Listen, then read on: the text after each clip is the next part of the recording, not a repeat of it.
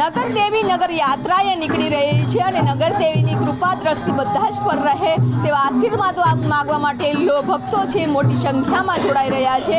આપણી સાથે છે દ્રષ્ટિઓ વાત કરીશું.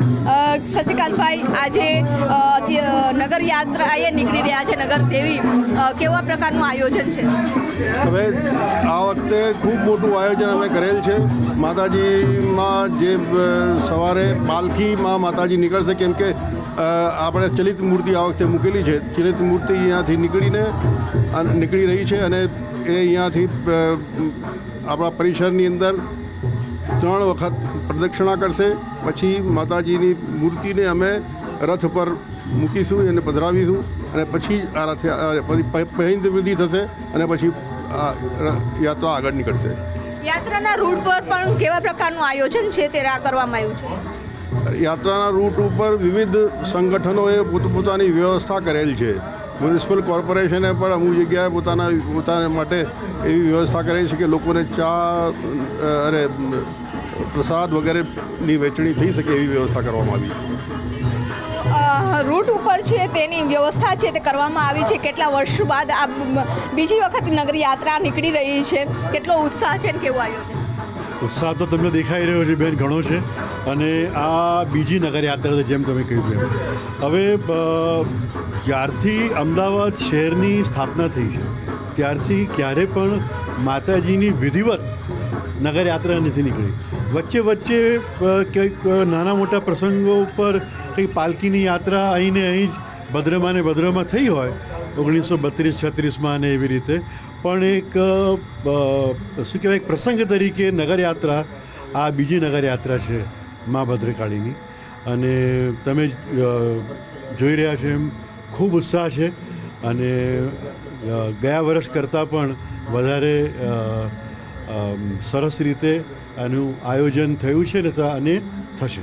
અત્યારે નીચ મંદિરમાં જો માહોલ છે તે પણ જોઈ શકો છો કે મોટી સંખ્યામાં ભક્તો જોડાઈ રહ્યા છે. 615મો આજે અમદાવાદનો સ્થાપના દિવસ છે અને છેલ્લા 2 વર્ષથી આ યાત્રા નીકળી રહી છે, એટલે કે આ બીજી યાત્રા છે. ગયા વર્ષે પણ નગર દેવીની નગર યાત્રા છે તે નીકળી હતી અને મોટી સંખ્યામાં લોકો જોડાયા હતા. અત્યારે આપ જોઈ શકો છો કે નીચ મંદિરમાંથી પાલખી નીકળી રહી છે માતાજીને, અને આ પાલખીમાં માતાજીને બિરાજમાન કરવામાં આવ્યા છે, જેના કારણે ભક્તોને પણ દર્શન થઈ શકે તે માટેની તમામ પ્રકારની વ્યવસ્થા છે તે કરવામાં આવી છે. અને અત્યારે પોલીસ અધિકારીઓ છે તે અત્યારે દર્શન કરવા માટે પહોંચ્યા છે. નગરના ચેરમેન છે અત્યારે દર્શન કરવા માટે પહોંચ્યા છે, એટલે કે અલગ અલગ સમાજમાંથી પણ આગેવાનો છે તે દર્શન કરવા માટે પહોંચી રહ્યા છે. અને આ નગર યાત્રામાં આપ જોઈ શકો છો કે ચલિત મૂર્તિ છે તે રાખવામાં આવી છે, એટલે કે 2 ફૂટની આ મૂર્તિ છે તે તૈયાર કરવામાં આવી છે અને પાલખીમાં બિરાજમાન કરવામાં આવ્યા છે, કે જેના કારણે ભક્તો છે તે દર્શન કરી શક્યા. અને ત્યારબાદ રથમાં બિરાજમાન કરવામાં આવશે અને નીચ મંદિરમાં આ પહિંદ વિધિ કર્યા બાદ પહિંદ વિધિથી આગળ પોલીસ દ્વારા સલામી આપવામાં આવશે. માણેકનાથ મંદિરે આરતી કરવામાં આવશે અને અલગ અલગ રૂટ ઉપર છે આ યાત્રાનું આખું ફરશે, જ્યાં ભક્તોને નગર દેવી છે તે દર્શન આપશે. ખાસ કરીને સામાન્ય દિવસોમાં એવું બનતું હોય છે કે નગર દેવીના દર્શન કરવા માટે મોટી સંખ્યામાં લોકો આવતા હોય છે, પરંતુ આજનો દિવસ ખાસ એટલા માટે છે કે નગરજનોને માં નગર દેવી છે તે દર્શન આપવા માટે નીકળવાના છે, કે જે યજમાન છે તે પણ આપણી સાથે છે. સાહેબ, તમને યજમાન બનવાનો મોકો મળ્યો છે, મૂર્તિની પણ આપણે પ્રાણ પ્રતિષ્ઠા કરવાનો મોકો મળ્યો, તો શું કહેશો? બસ દરેક વ્યક્તિએ મા ઉપર ભરોસો રાખવો જોઈએ. નગર દેવી છે, જગત જનની છે. ગમે ત્યાં હશો મા તમને તમારી રક્ષા કરશે. અને મા ઉપર ભરોસો રાખો અને શક્ય હોય તો મંદિરમાં આવીને દર્શન કરવું જરૂરી છે. જય માતાજી. નિરસ્તર અત્યારે કેવા પ્રકારનો બંદોબસ્ત રહેશે અને આપ પણ દર્શન કરવા આવ્યા છો? જી, આજ રોજ ભદ્રકાળી માતાજી મંદિરની જે નગરયાત્રા છે એ અત્યારે નીકળવાની છે અને આ જે રૂટ છે એ કોટ વિસ્તારમાંથી 8 કિલોમીટરથી વધારેના રૂટ છે અને તમામ રૂટ ઉપર જે શ્રદ્ધાળુઓ રહેશે અને પોલીસના જે મૂવિંગ બંદોબસ્ત છે અને સ્ટેટિક બંદોબસ્ત ત્યાં લાગેલા છે અને શાંતિપૂર્વક યાત્રા નીકળે એના માટે પોલીસ દ્વારા આખી તૈયારી કરવામાં આવેલ છે. એ એની સાથે સાથે જે માતાજીને સન્માનગાંઠ છે એ પણ આપવાની છે. આજે અમદાવાદનો 616મો સ્થાપના દિવસ છે અને નગરદેવી દરેક નગરજનોને દર્શન આપવા માટે આજે નીકળી રહ્યા છે નગરયાત્રાએ.